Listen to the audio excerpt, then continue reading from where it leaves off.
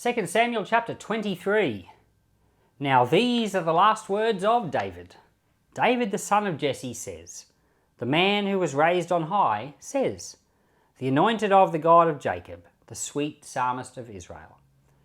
Yahweh's Spirit spoke by me, his word was on my tongue. The God of Israel said, the Rock of Israel spoke to me, one who rules over men righteously, who rules in the fear of God, shall be as the light of the morning when the sun rises, a morning without clouds when the tender grass springs out of the earth, through clear shining after rain. Isn't my house so with God? Yet he has made with me an everlasting covenant, ordained in all things and sure. For it is all my salvation and all my desire, although he doesn't make it grow. But all the ungodly will be as thorns to be thrust away, because they can't be taken with the hand. The man who touches them must be armed with iron and the staff of the spear. They will be utterly burned with fire in their place. These are the names of the mighty men whom David had. Josheb-Basshebeth, a Tachemmonite, the chief of the captains. He was called Adino the Eznite, who killed 800 at one time. After him was Eleazar the son of Dodai, the son of an Ahahite, one of the three mighty men with David. When they defied the Philistines, who were gathered together to battle, and the men of Israel had gone away, he arose and struck the Philistines until his hand was weary, and his hand froze to the sword. And Yahweh worked a great victory that day, and the people returned after him only to take plunder. After him was Shammah the son of Agi, a Hararite. The Philistines had gathered together into a troop, where there was a plot of ground full of lentils, and the people fled from the Philistines. But he stood in the middle of the plot and defended it, and killed the Philistines, and Yahweh worked a great victory.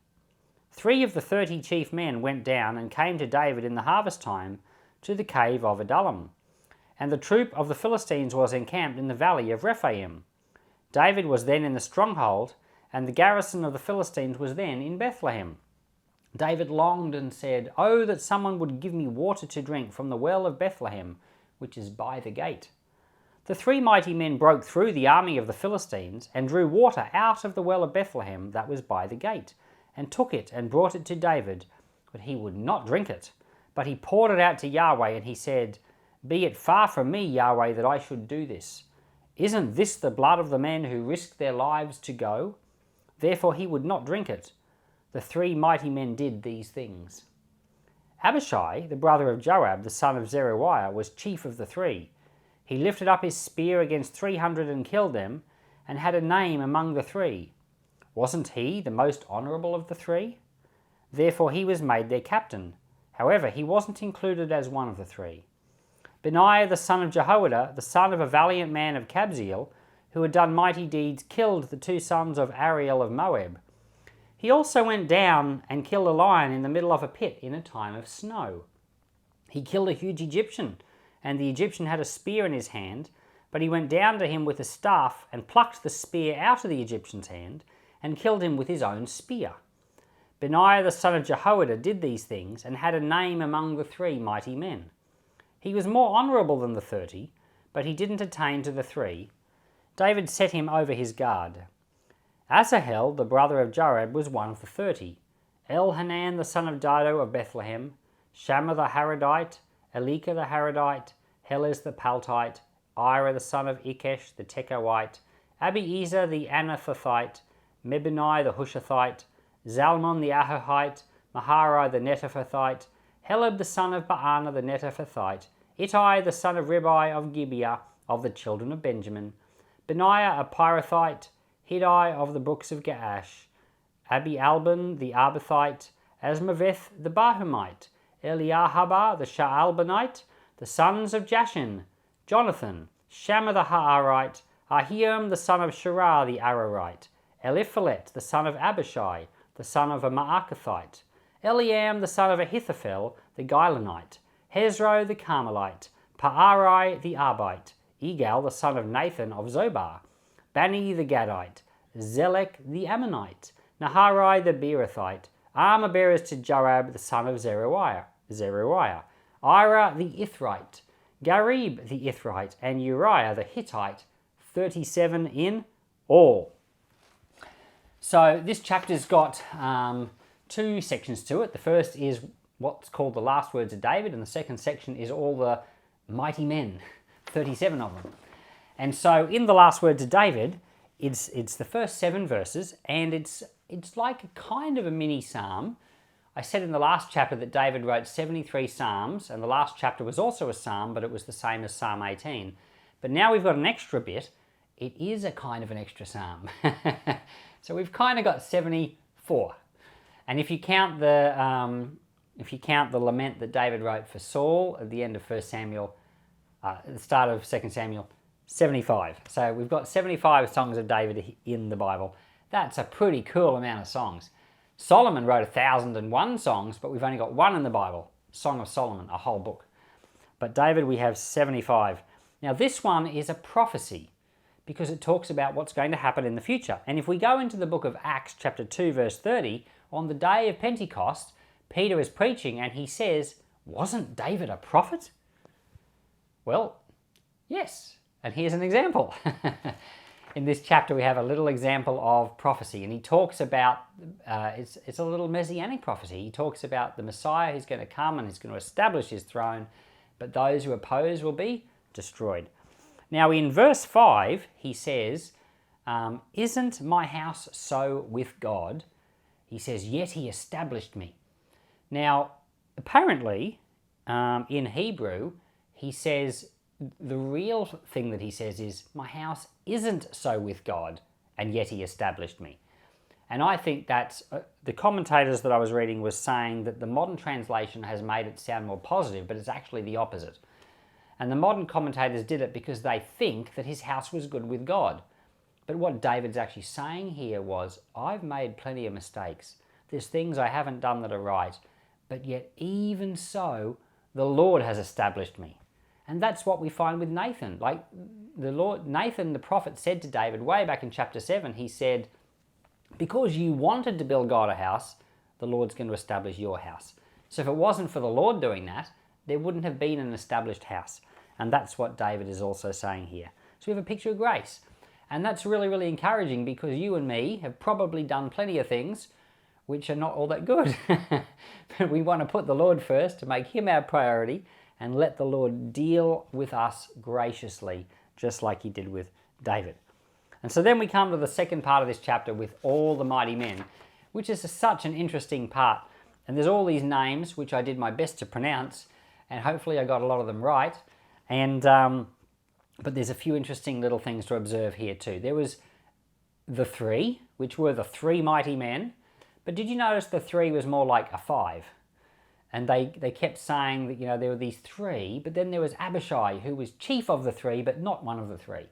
So it was a 4. It was kind of like the 3 musketeers, but then there was D'Artagnan. So there's 4.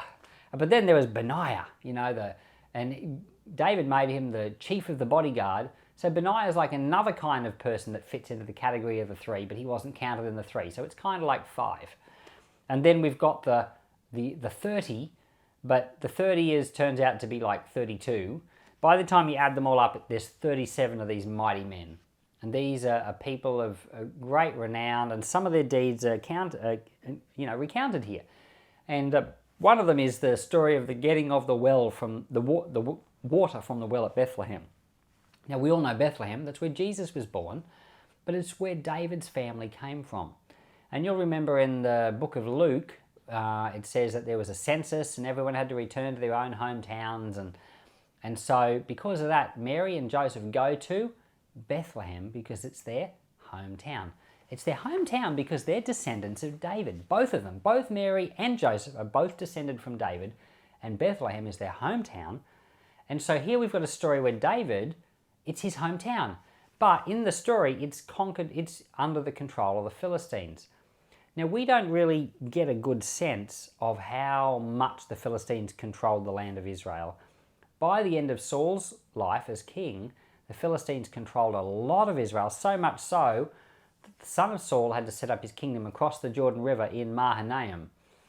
And so we've got this story that's I feel like it's back in this period where Saul is the king and David is on the run, but he's got these mighty men with him.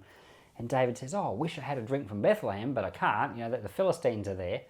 And these three guys decide we're going to bust through. And I know that I've been a youth leader here at Peace for, about almost just short of 12 years. And I've just handed over to new leaders, and I wish them every grace. But one of the things I've always liked is Dr. Pepper.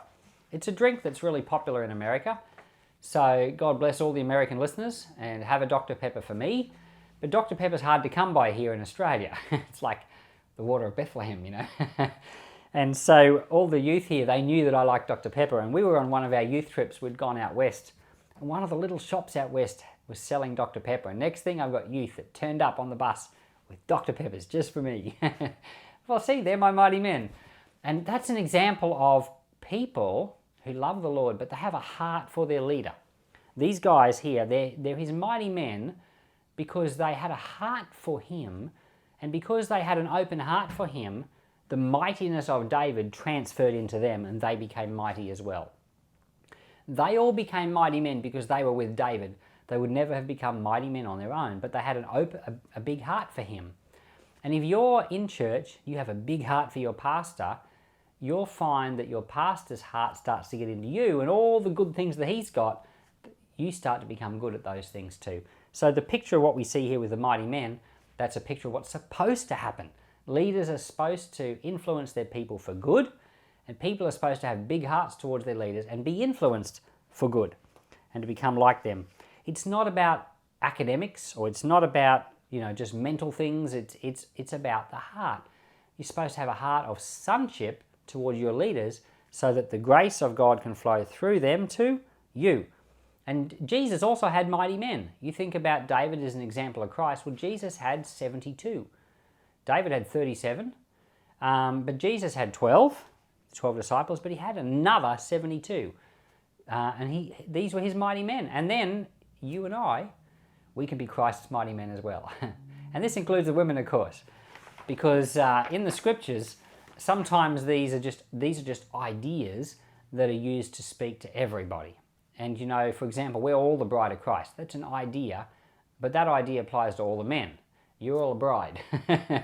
And the idea here of being a mighty man for God, well, that includes the women. You're a mighty man. So let us keep an open heart towards the Lord. Let's keep an open heart towards our spiritual leaders, and let's let grace flow from God through them to us so that we will become mighty like those who have gone before.